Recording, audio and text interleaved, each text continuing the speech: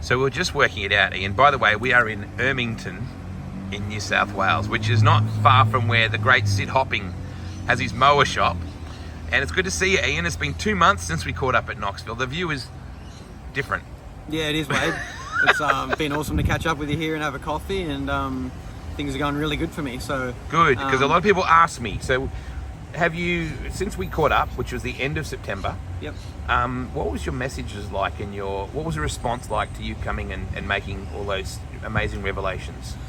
It's just been absolutely overwhelming. You know, I'll be honest with you, Wade. I was a bit ambivalent about it, driving down to Knoxville that day about whether to do it or not. Yeah. And you know, straight away on the way home, it just felt like I had a weight lift off my shoulders, and you know, I felt like a new person, and I was finally able to. This might be something I can put behind me, and really change my whole outlook on the future of things, and really put a more positive spin on things for me. And you know, basically every day there's been messages from people all around the world.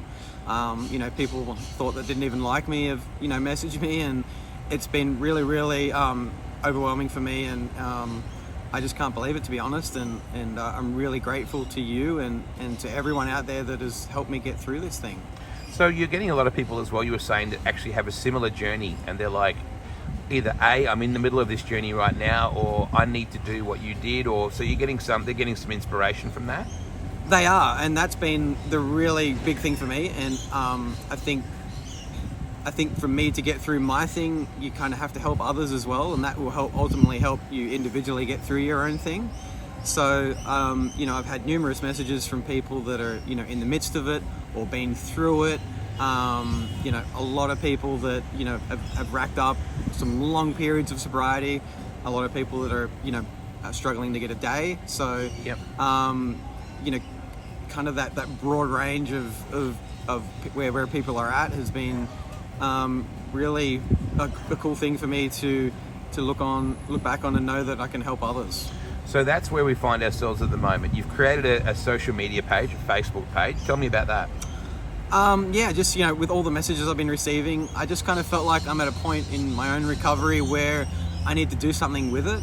I've always loved, you know, obviously always had a lot of empathy and compassion for other people going through the same thing, and I just kind of felt like it's got to a point where I could help others get through their things and keep going through their struggles. And so I don't really know what I'm doing at all. I just kind of threw a Facebook page together. So I just passed a course to where I can be a facilitator through and run my own meetings with Smart Recovery. So I'm just going to kind of wing it and start kind of like a help group once a month for anyone that wants to come on board in Zoom. And all I can say is, like, no, I don't have all the answers. Yep. I don't think anyone does. As I've told you before, everyone's journey is their own individually. But I think together, collectively, we could all help each other. And, you know, especially in the racing industry, you know, we're a bit archaic at times with some of our mindsets and viewpoints on things. And I think there's a lot of people out there that have been really probably apprehensive to reach out for help and to, you know, have the courage to say that they're going through something. Yeah. And, you know that I wish I did it years ago, and there's probably a lot of people in the same situation. So, you know, obviously it sounds cliche, but I think if my group can help one person get through it, it'll be worth it in the end. I had several people message me saying that they were going through something similar and they needed the motivation to get into that next step, or to do it, or not, to just not feel like they were alone. So I think there's more people out there that, and it doesn't have to be alcohol or drugs or any of that sort of stuff. Addiction takes many forms, and depression. Sadly, we have 2 days ago, the Australian sprint car industry lost a great mate in Mozzie House who took his own life. That just reaffirms, Ian, what we're talking about. Yeah, it does. And, you know, I was just lamenting to you before that I don't think I've processed the whole thing yet. I mean, obviously he was such a lovable, likable larrikin type guy, and it really just goes to show that, you know, no matter how big the smile on someone's face, you never know what they're going through. And now he messaged you after your video, right? He was one of the messages you got? Yeah, he did. So, yeah, just it hit me pretty hard. and I think, yeah, it's just, like I said, I haven't processed it yet, and hopefully we can, with what I'm going through and what I've been through in the group, we can try and help some people going through similar things. Ian, you've got a bit of a closer understanding, I suppose, an interpretation of what can happen when you get to that dark place where it doesn't seem like there's any way out. And you were sort of saying to me that there's a window that sort of opens and closes where the rational thought and the balance goes out. Absolutely. I mean, just speaking through my own personal experiences, I've been to some really dark places, and it's been close to something bad happening. And yeah, it's just, it can be brief and momentary, but that's can be sometimes long enough to make a really irrational decision. You just kind of got to think of it. I think the best way to think of it is just, it's like when you have those feelings or you're going through a tough moment, that it's like, the nighttime or a storm. Yep. And it is something that will pass if you can persevere and get through it. But yeah, just shook me really hard. Because outside looking in, you go, oh, but they've got so much more to live for, and there's all these people in their lives that are important, they love them and all those sort of things. But it's very hard to comprehend that until it's actually your life and your decision you're making. Yeah, it is. Like I said, obviously, if I look at my support group and all my friends, and I'm very grateful for my friends and all the people around the world that have supported me through my journey, and they've probably felt helpless at times because mine lasted a long time. So a lot of people just don't know what to do. They want to help and they don't know how to help, and because sometimes on the other side of addiction, it's just as hard for someone to know what to do. So I just think it's time that we started speaking out in the racing community and just trying to help one another. And just because just what happened in the last 2 days is just catastrophic, and we just, obviously, no one wants that to happen. Because Ian, as you know, in almost every racetrack in America, there's an invocation, and usually at the drivers' meeting, there's usually a motorsport chaplain that will lead and whether you are a believer or not, everyone bows their head, takes their hats off, and has their own moment of reflection. So in some regards, the idea that you're talking about having a community here online that people can get together is kind of a similar way of everyone taking a moment.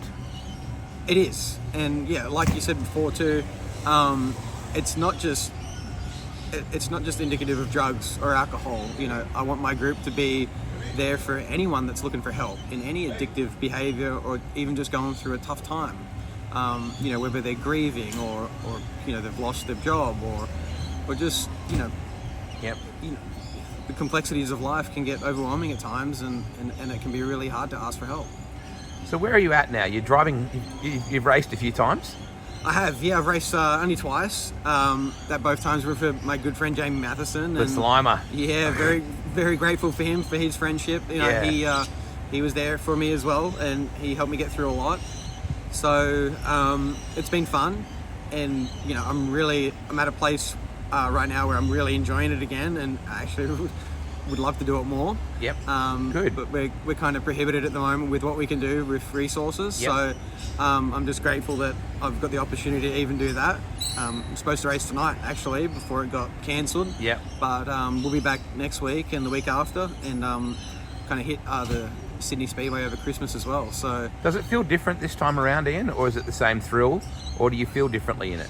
No, I do feel different. I will admit the racing got to a point with me where, for whatever reason, all the enjoyment and kind of that the purity got taken out of it for me, because it did get to a point where I'd been through a lot of struggles in my racing career, and I'm just grateful that I had that time to spend some time away from the sport and really get my own business in order, and come back and be at a point where I can really enjoy it. So you're a mad Penrith Panthers fan. My mate Tommy over there is mad Rabbitohs. The team sport where you have to fear, are we going to perform? Are we going to win the premiership? Are we going to be there next year? It's very different to being a sprint car driver. It's ultimately you that's got to perform. Yeah, the crew chief can prep the car and do that stuff, but the pressure is on you. Yeah. This time of the year for sprint car drivers must be awful because it's the silly season, right? It's where, have I got a ride next year and all that sort of stuff. So it's different when you're in a team of another 20 blokes, you all perform as a group. But a driver, that's a scary thing, mate. Oh, absolutely. It's a horrible time of the year for a driver that, obviously, even you've got to win, otherwise everything comes under question. And, I'm sure there's guys that ran second in championships this year that are probably, worried about their job and might be different for some. I know a lot of the sport now is really orientated around family deals, and that's fine, but in my case I really never got that benefit of driving for a family or whatever, so it was always in the last few years of my career were in rides, and the really quality rides are few and far between, and there's more drivers than there is rides, so you are always looking over your shoulder, and just where the sport's headed with financially. Obviously, the costs have skyrocketed the past few years, and even like last year when I was with DTM and in charge of the spending there, it's quite sickening sometimes, the cost of things. So I understand teams that do have to take some financial backing from drivers as well. So a lot of it these days cannot even be put down to performance results. You might have been able to win 15 races this year, but if there's someone else that can bring some money behind them for the next year, you can't really knock the ownership for having to take that, because we all have to do what we can to survive. I really admire Brooke Tatnell and stuff, and I just read Facebook 2 days ago where his situation was at with just a small team like that at Husitz. So it's really it really shows where the sport's headed. And for better or for worse, that's just how it is. So I think life for guys like me and Brooke and Kerry, and it is going to be a lot tougher moving forward, and you really are going to have to go looking for teams where you can bring financial backing so you can have some stability. Ian, this time of the year is an exciting time for a lot of people. People look forward to Christmas. People have been putting their trees up this month and a few weeks back, and the sales and all that sort of stuff. It's all very euphoric. On the flip side, Christmas is a very isolating time for some people, and it's filled with depression, it's filled with loneliness, it's filled with that financial pressure, all those things. This is the time where we really need to be very mindful of people that don't necessarily have that family unit to be around at Christmas. Absolutely. I know just through the racing thing, I've had some lonely Christmases where you're flying or you're traveling on Christmas Day, and then you think of just places like where I grew up, where there's probably a lot of kids that will go without presents and stuff because of the cost of living and things like that. So it really is, on paper it should be a joyous time, but the reality of life is that it's not ideal for a lot of families and a lot of kids and people. So it is really an important time to reach out for help if you need it, and I encourage everyone to do that. And sometimes just even include your friends in your Christmas Day. If you know that a friend, a guy or a girl that doesn't have a family unit or something like that, maybe invite them around for Christmas. A few years ago when I first moved to Parramatta, I went to the big kitchen that they have in the mall at Parramatta, and they have a Christmas Day thing where they feed all the homeless people. It was the most humbling thing I've ever done. I bet. That's the kind of thing we need to be mindful of, I think, is that this isn't a great time for everyone. No, it's not.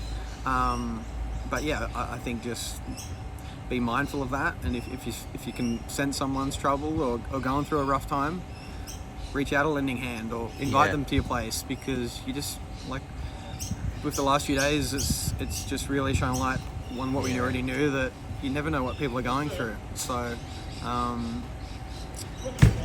I guess just my best advice would be just stick together. Kind of got to remember we're all one unit, and we all matter. We all matter. Yeah. It's good to see you, mate. Thanks, Wade. 2 months since we caught up. People can message you. I'm going to put the Facebook page link on for your new community, and we're going to stay involved in your journey and support you wherever you can with this sort of stuff. And I'm looking forward to seeing where it takes you. Merry Christmas to you, mate, and keep kicking ass in the Slimer car, and we'll talk again shortly. Yeah, cool, mate. Thanks, Wade, and I just really want to say how grateful I am to you and our friendship, and for helping me get through this as well. And once again, want to thank everyone out there for all the messages of support. And I think I got through them all, but if I didn't, I'm sorry, and I'll keep going. Yeah, good on you, mate. Merry Christmas. Cheers. Merry Christmas.